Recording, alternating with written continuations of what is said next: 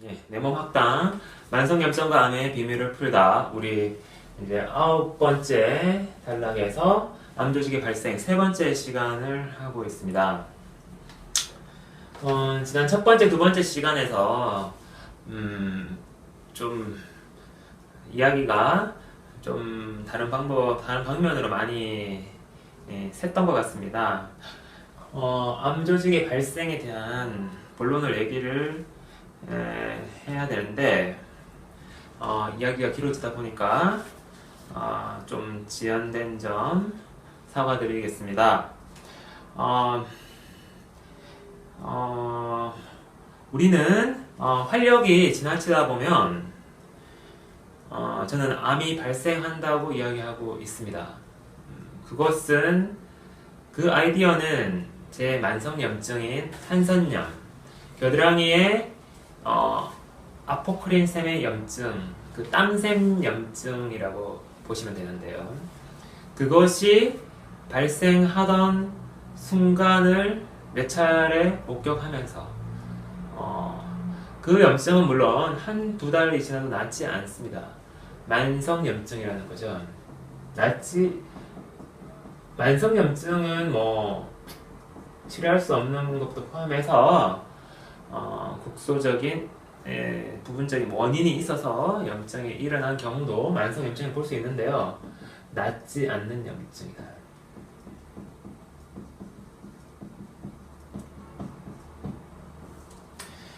낫지 않는 염증, 치료할 수 없는 거죠.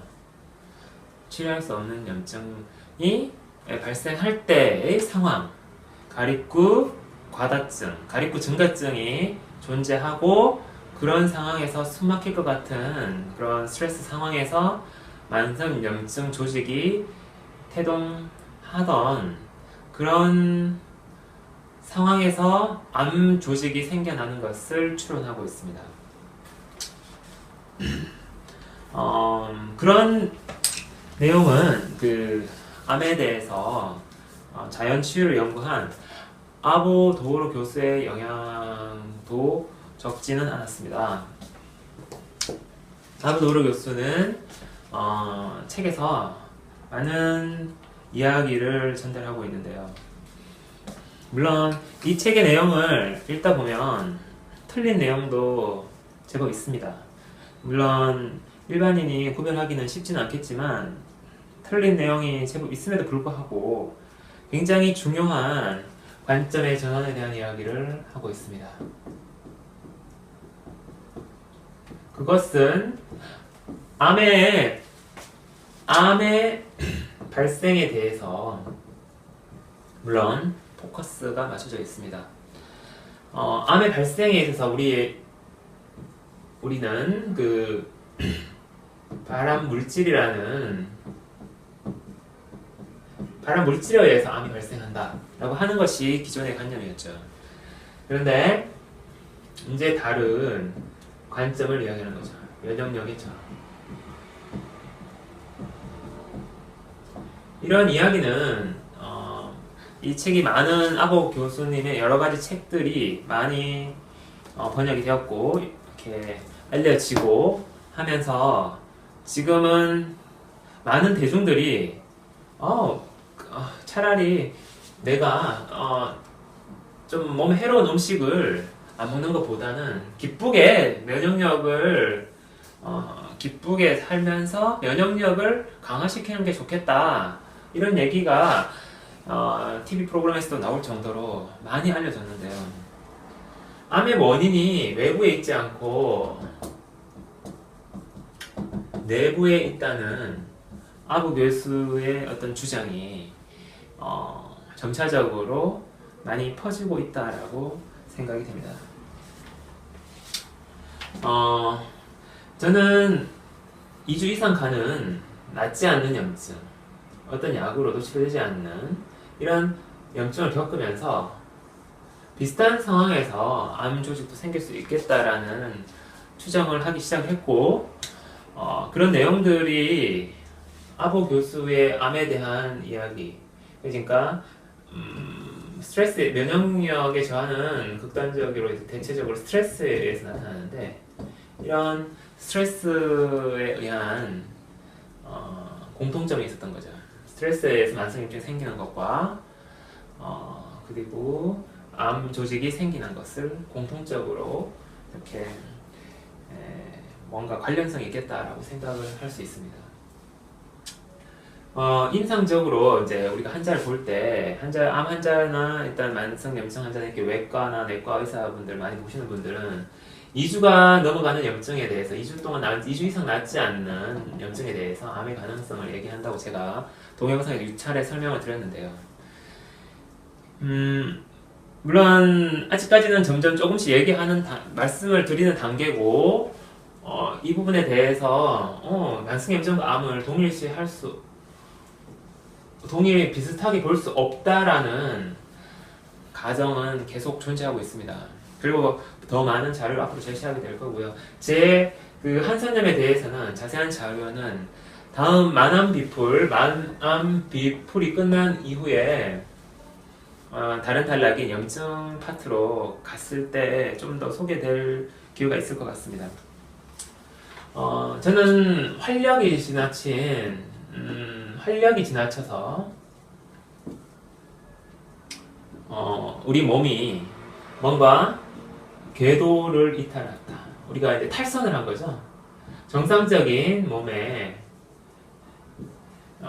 길이 있는데 여기서 뭔가 탈선이 일어나면서 활력이 증가하다 보니까 너무 빨라지다 보니까 활력과 스피드가 빨라지다 보니까 궤도를 이탈하는 현상이 일어난 것이 만성염증이고 암이라고 저는 생각하고 있습니다. 이렇게 말씀을 드리면은 이런 이야기는 사실 궤도 이탈과 탈선에 빗대어서 얘기 드리는 거기 때문에 그것은 좀 인문학적인 이야기, 인문학이나 철학적인 이야기가 될 수가 있는데요.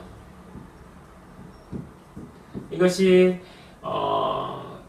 이런 현상으로 이렇게 이게 이제 사실이라면 이제 이렇게 설명을 이제 많이 할 수 있겠죠. 근데 이제 저는 그렇게 이제 보고 있고요. 제가 지난 많은 자료들과 많은 동영상을 통해서 과립과에 대해 설명을 드린 내용들이 이를 뒷받침하고 있으리라고 생각합니다. 자세히 보시면은 더 많이 알게 되실 수 있을 거라고 생각합니다. 만성염증과 암에는 또 다른 공통점이 있는데요. 자연치유 사례가 존재한다는 것입니다.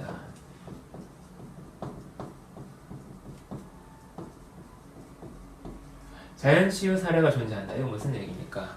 암 중에서 가령 예를 들어서 간암 같은 경우에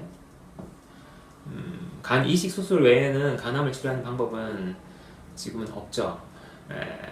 다른 어떤 방법들이 잘 통하지 않습니다. 골수 이식, 간을 제거할 수도 없고, 간을 제거해서 이식하는 방법. 간암 걸리신 분들, 이런 분들이나 다른 기타 암들조차도 이게 물론 이제 수술을 동반하는 경우에 자연치유 사례 가능성이 더 증가하게 되는데요. 수술 동반하지 않더라도 자연적으로 치료되는 사례가 존재합니다. 물론 이 책에서도 암 환자들을 많이 보는 그 아버 교수라든지 이런 다른 분들도 그런 얘기를 하고 있죠. 그런 자연치유가 되었다라고 얘기하고 있죠. 물론 다 치료된 건 아닐 것입니다.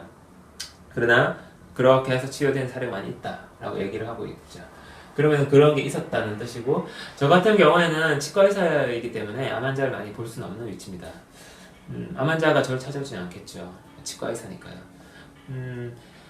근데 제 치과 환자 중에서 오랫동안 치과를 하다 보니까 암을 겪으신 이야기를 들으면서 저도 관점을 바꿔서 이런 어떤 스트레스의 어떤 히스토리, 스트레스의 경험이 있었는지 그 상황을 좀 이야기를 나눠보면 대다수가 이런 이야기가 존재하더라고요. 그 사실은 아버 교수의 책에서 이야기하고 있는 바와 같습니다.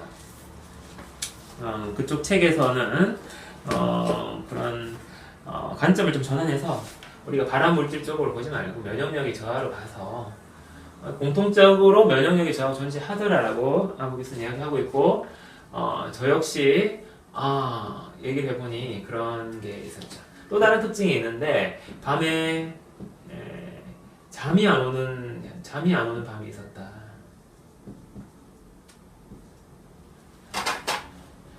잠이 안 오는 밤을 경험한 적이 있었었고, 정말 잠이 안 오는 거죠. 정신이 말똥말똥해가지고 잠이 안 오는 밤. 면역력 그리고 스트레스의 어떤 강한 스트레스의 문제가 자기 개인에게 있었던 이런 상황이 이런 사실은 우리가 암 같은 경우에 그 옛날 그 조선시대 때 있죠. 지금처럼 발암물질이 많지 않고 자연적으로 잘 살고 오염이 심하지 않았던 가공식품도 별로 없었던 조선시대에도 이런 암이 존재했다라는 사실에서도 뭔가 가능성 높은 단서가 될 수가 있습니다. 물론 이재만 선생 그 사상의학을 만든 이재만 선생도 그렇고 허준 이야기에서도 보면 암이 존재하고 있는데요. 산 좋고 물 좋고 공기 좋은 데서 암이 어떻게 발생할 수 있을까요? 내부적인 원인에 의한 외부적인 데서 안 생긴다는 것은 아니고요. 내부적인 문제의 가능성을 비중이 올라갈 수 있다라는 것으로 보여진다는 것입니다. 만성염증도 마찬가지입니다. 만성염증 같은 경우에도 자연치유 사례가 존재하죠. 무릎 관절염도 10년, 20년 지나고 이렇게 힘들게 살다가 나이 들면 많이 좋아지는 현상을 볼 수 있고요.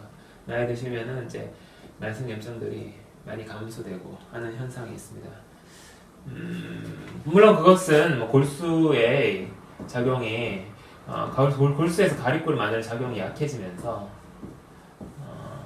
노화로 인해서 약해지면서 감소되는 것으로 보입니다. 만성염증을 일으키는 근본 원인은 가립골에 있었으니까요. 그런 현상들, 만성염증도 또 산 좋고 물 좋은 데 가서 스트레스 없는, 그래 난 더 이상 이제 이 일은 못하겠다, 대도시를 떠나서 이 일을 벗어나서 모든 걸 다 버리고 자연 속에서 일하면서 자연에서 농사 지으면서 자연에서 살겠다라고 했을 때 낫는 경우, 그죠? 본다는 겁니다. 자연치유 사례가 존재한다는 거죠. 아보 교수는 한 발짝 더 나아가가지고 그 암이 쉽게 나을 수 있다, 감기처럼 이렇게 또 얘기를 하고 있는데요. 제가 연구해본 바로는 사실 그렇게 쉽게 나는 건 아닙니다. 여러 가지 조건이 맞아 떨어져야지 나을 수가 있기 때문에 쉽게 낫는다고 보기는 힘들죠.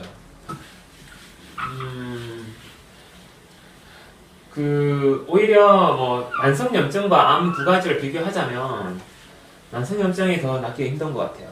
그리고 더 쉽게 발병하는 것 같습니다. 더 쉽게 생기는 만큼, 생명에 치명적이지 않은 만큼 치료도 또 잘 힘든 것 같고, 암은 조금 만성염증에 비해서는 치료가 좀 쉬울 수 있는 상황이라고 볼 수 있다고 생각하고 있습니다. 제가 이야기할 때 암 조직이라고 그러죠. 암 조직의 발생, 그죠? 그리고 만성염증,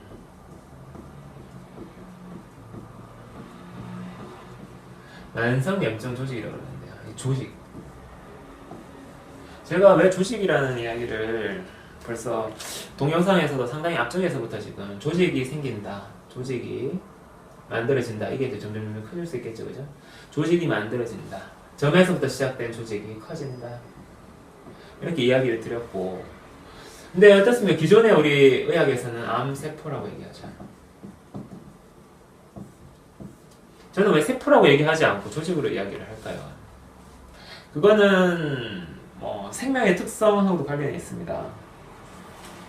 생명의 특성에서 우리가 제가 저번 단락에서 생명체의 특성 파트에서 이야기했죠. 진화론적 관점에서 우리는 조직은 개체를 움직일 수 있다. 개체라는 말하면 이게 대뇌 의지 본능적인 거를 어떤 조직이 있으면 움직일 수 있다는 거죠.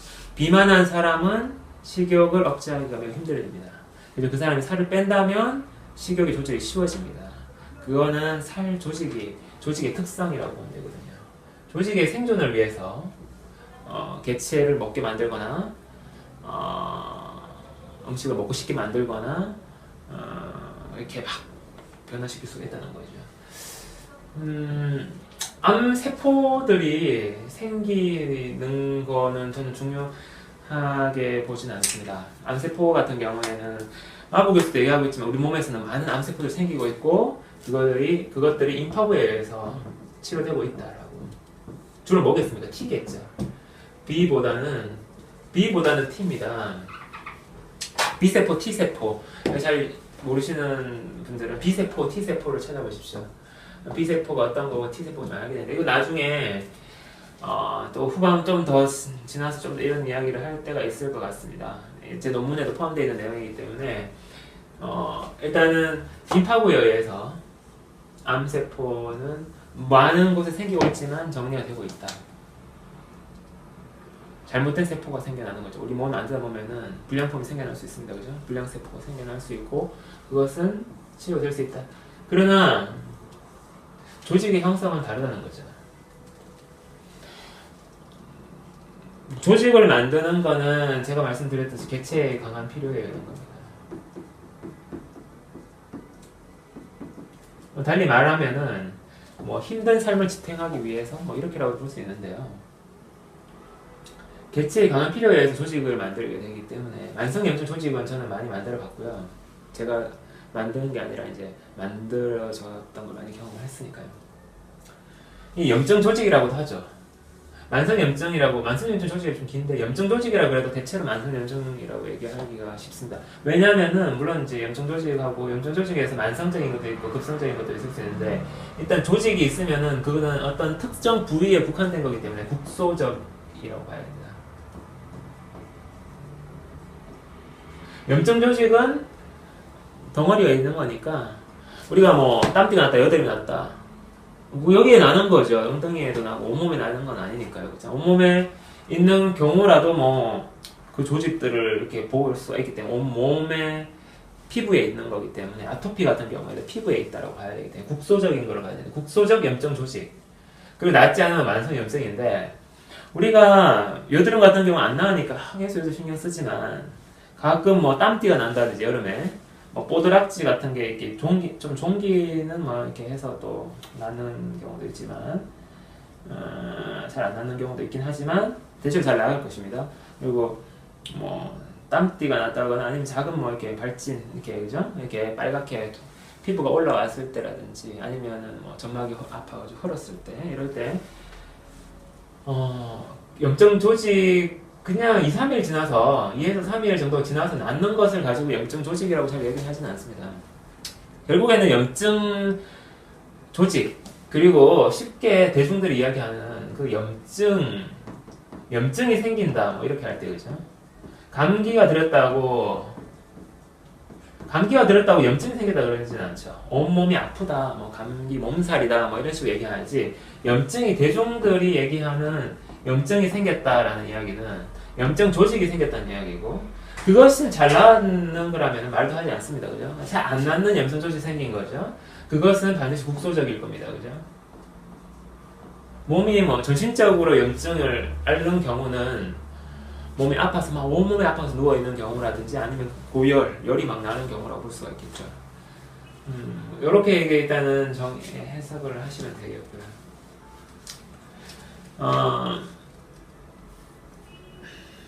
이제 세포가 중요한 게 아니라 조직이 중요하다라고 얘기 드리는 겁니다. 그 조직이 생겨나면 그 조직 없애기 매우 어렵습니다. 없앨 수 있습니다. 그런데 매우 어려운 거죠. 여러 가지 조건이 충족돼야 되고 마인드 컨트롤도 좀 중요하고요. 여러 가지 그 부분은 이제 나중에 암의 치유나 어떤 만성염증의 치유 파트에서 만성염증은 암에 포함한다라고 지금 제가 많이 얘기하는데 억지로 강요드리려는 건 아니고요. 만성염증은 암을 포함하고 있다라고 저는 물론 병리학자들도 제 앞쪽 동영상에서 그런 거 보여드렸죠. 그런 내용도 설명을 드렸는데 만성염증은 암을 포함한다. 다른 거는 자라는 속도가 다른 거죠. 커지는 속도가 다른 거죠. 이게 개체의 강한 필요에 의한 차이인데, 물론 조직학적 소견이라고 해서 현미경을 봤을 때 암조직과 만성 조직은 다릅니다요. 그렇지만 우리가 병을 이야기하려면 한 사람의 어떤 사람에게서 병이 생기는 걸 그 인간적으로 봐야 되거든요. 인간의 입장에서 본다면, 사람의 자신의 입장에서 본다면 결국에는 닮은 점이 있다는 거죠. 더 강한 필요에 의해서 갑자기 생기거나 이건 빈발하거나 이런 것 같아요. 잘 안 생기다 생기면 암이 생긴다고 지금 저는 추정을 하고 있고, 만성염증 조직 같은 경우에는 빈발할 때 잘 생겨요. 잘 생겨. 치료하면 또 생기려고 그러고, 이게 상당히 그 많은 내공을 들이지 않으면 안 생기는 환경을 만들기 어렵습니다. 암 환자나 이렇게 만성염증 환자랑 함께 사시는 분도 계실 것이고요. 만성염증은 워낙 종류가 많으니까요. 만성염증의 종류를 한번 설명을 드린 적이 있었던 것 같은데, 암 환자분 같은 경우에 그쪽 파트를 좀 보시면은 또 이해가 쉬우실 겁니다. 간호를 할 때 상당히 힘듭니다. 우리가 그 암 환자나 이렇게 해서 이제 입원해 있다거나 MF에서 간호하시는 분도 있는데,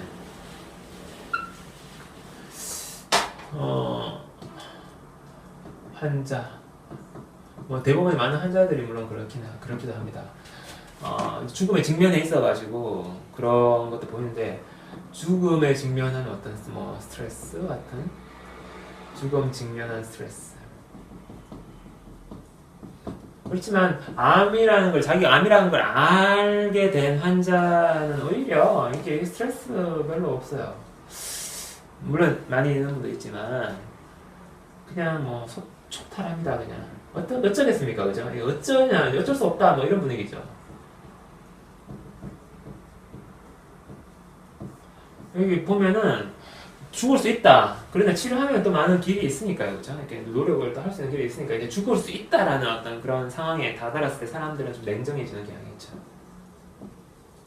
뭐 이렇게 그 사실만으로도 지탱이 안 돼가지고 뭐 이렇게 거의 뭐 죽음의 길로 그냥 빨리 가시는 분도 계실 수 있지만, 보통은 의연하게 대처를 합니다. 그렇지만 이 환자분들 볼 때 옆에서 하면은 좀 간호하기가 힘듭니다. 옆에서 지켜보고 있는 사람으로서. 만성염증을 가지고 있는 사람도 함께 이제 이거는 병원에서 치료가 잘 안 되니까 장기간 동안 같이 가족들이 생활하는 경우가 있는데요. 좀 어떠냐면은 좀 짜증을 좀 많이 낼 수가 있죠. 짜증. 환자의 성격이 좀 있잖아요. 환자가 화를 내는 경우도 많이 있고, 갑자기 옆에 앉아 있는데 그 보호해주는 사람한테 열심히 막 봐주고 이러는데, 뭐가 어떠냐고 하면서 그 사람한테 막 이렇게 지적을 하는 경우도 있어요. 좀 약간의 집착 같은 건데요.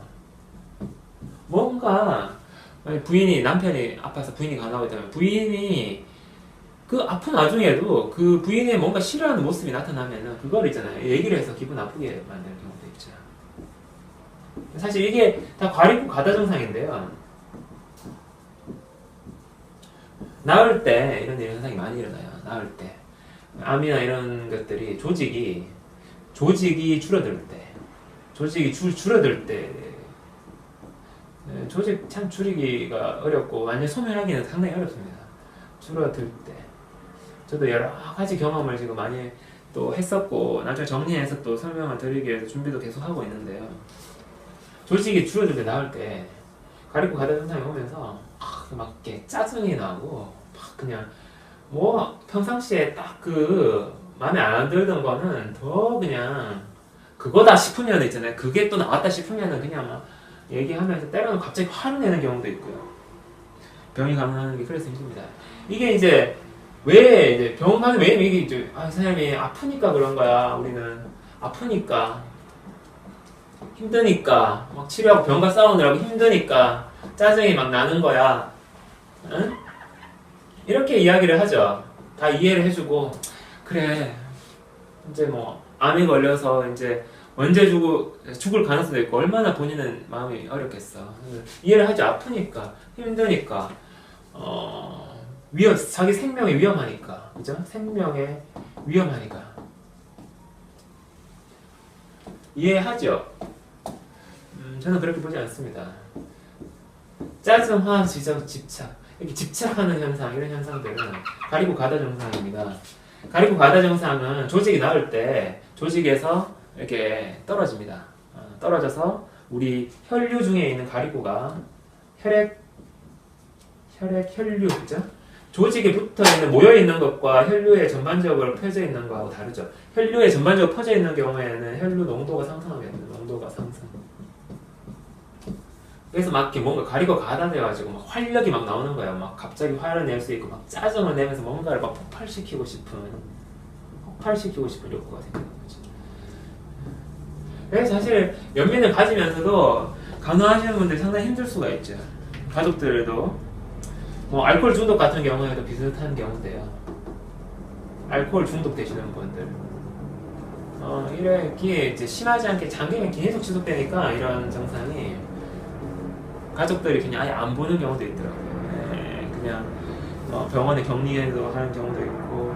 참 우리가 이제 이 가리고 가다 증상, 가리고 증가증, 가리고 가다 증상, 혈류중의 농도가 상승하는 이 가리고 증가증에 대해서 관심을 좀 많이 가져야 되는데, 제가 이제 네, 오늘 이제 또 마지막으로 하나만 더 얘기 드리면 이제 발암 물질에 대해서 한번 얘기를 한번 간단히 해보겠습니다. 우리가 암의 발생에 대해서 발암 물질을 빼고 생각할 수가 없죠. 발암 물질은 생명체한테는 안 좋은 물질일 것입니다. 가령 세균, 바이러스도 포함되고요. 자외선, 색소, 화학물질, 그죠? 화학물질, 가공된 거, 만들어진 거, 이런 것들. 햇볕도 심한 경우에는 햇빛이 좋다고 얘기하는데 자외선은 또 해로운 것도 있죠.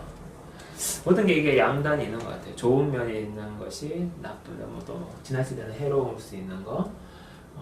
색소, 세균, 바이러스도 발암을 할 수 있거든요. 탄성분, 이제 타고나면 재해 같은 거 있죠, 그죠? 탄성분들, 방사선, 햇빛에서도 나오고, 이게 우라늄이나 이런 방사선을 이렇게 발산시키는 물질들이 있죠. 담배 같은 이것도 어떻게 보면 천연 재료인데, 담배를 태울 때, 그죠? 타니까 담배 안에도 다른 유해 성분이 많이 있으니까요. 이런 발암 물질들이 이렇게 DNA를 세포 증식을 담당하는, 세포를 담당하는 DNA DNA 유전자를 손상시켜서 암이 계속 자라는 세포가 생긴다. 암세포, 계속 자라는 세포. 저는 이제 다르게 본다는 겁니다. 암 조직. 만성염증 조직처럼 암 조직의 형성, 암 조직의 생성, 발생. 그 포인트를 우리는 관심을 가져야 된다는 거죠. 아까 말씀드렸듯이 밤에 잠이 오지 않은 경험, 공통적으로 있고 스트레스 많았던 것들. 이게 아부 교수도 많은 환자에게 있어서 이런 이야기 했을 때 이런 부분들이 내부적인 원인에 의해서 조선시대에도 사람하고 관계는 언제라도 인류가 생긴 이후로 계속 있어 왔던 거니까요. 발암물질은 배기가스도 있겠죠. 대기 수질오염, 오염물질, 그죠? 오염물질이 있는데 생명체가 정상적으로 살 수는 없죠. 생명체 깨끗한 환경에서 살 수가 있으니까요. 그러니까 오염물질 계속 있다 보면 암이 생기겠죠. 당연히, 그죠? 너무 강하니까, 너무 환경이 안 좋으니까 면역력이 감당할 수 없고 어떤 좋은 것을 받아낼 수가 없기 때문에 암이 생길 수 있습니다. 이러한 부분들은 사실 실험적으로 쥐실험 이런 걸 통해서 증명하기가 쉬운 부분입니다. 이런 물질을, 해로운 물질에 대한 거죠. 발암 물질이라기보단 해로운 물질이라고 하는 게 좋을 것 같아요. 음식을 태워서 먹는 게 좋겠습니까? 그죠? 맛도 없죠? 예. 담배는 조금 다른데 담배도 한때 처음 나왔을 때는 이게 만병통치 뭐 이런 것처럼 받아들여졌었는데요. 담배 유효 성분이 한 50년 전인가요? 그때 이제 뭐 담배가 다 모든 그러니까 염증을 억제시킨다 뭐 이러면서 알고 봤더니 염증 억제하는 게 결국에는 좋은 게 아니더라. 암이 생기더라 이제 이런 거죠. 방사선, 햇빛 너무 그치 햇빛 좋다고 너무 오래 쬐고 있으면은 뜨거워 죽겠고 햇빛 이제 너무 싫어가지고 좀 이제 그늘을 찾고 싶은데도 이렇게 하면 문제가 되겠고 특정 우리 지구상에 있는 어떤 금속에는 방사선이 나오고 있죠. 해로운 물질이라고 해야겠죠. 이런 개념에서 보다 발음이 중요하지만 우리가 어느 정도의 어떤 현대적인 사회에서 물론 해로운 물질, 뭐 환경 호르몬 이런 것도 좀 피해야 되고 뭐 너무 깨끗하게 하려고 너무 요즘에 너무 이제 뭐 이렇게 막 성면 이런 것도 있고 그런데 이런 것들 좀 피하는 게 좋겠죠. 당연합니다. 그런데 암은 그런 원인에 의해서보다 현재 발생하고 있는 암은 다른 원인에 의해서 더 많이 발생하고 있다. 그것이 개인적인 원인이라는 거죠. 개인적인 원인. 이렇게 이제 발암 물질을 이렇게 있지만 그것만 갖고는 설명할 수는 없습니다. 아보 교수도 발암 물질에 대해서 이런 얘기 똑같이 하고 있습니다. 뭐 제가 뭐 암에 대해서 이렇게 어떻게 보면은 이제 아보 교수랑 다르게 또 많은 이야기를 하고 있는 부분이 있는데요. 좀 더 구체적이고 그냥 이런 거 같더라라는 부분에서 아보 교수가 맥락은 정말 잘 잡은 거라고 저는 생각하고 있습니다. 맥락을 지금 이제 앞으로의 난치병들의 원리, 맥락적인 거를 굉장히 잘 파악했고 저는 구체적으로 가리꾸와 연관시켜서 가리꾸를 더 조사를 하고 그것을 더 활성산소를 더 연구하고 더 증명 가능한 구체화시켜 나가는 작업을 제가 하고 있습니다. 지난 그 가리꾸의 미스테리에서 그리고 가리꾸의 열쇠 부분에서 중요한 설명이 많이 이루어졌습니다. 여러분들 좀 이해 안 가시는 부분들은 한 번 더 보시면 많이 도움이 되실 겁니다. 오늘은 여기까지 진행을 하도록 하겠습니다. 오늘 이런저런 얘기를 많이 했는데요. 또 다음에도 암 조직의 발생에 대한 좀 더 다른 자료를 갖고 찾아뵙도록 하겠습니다. 감사합니다.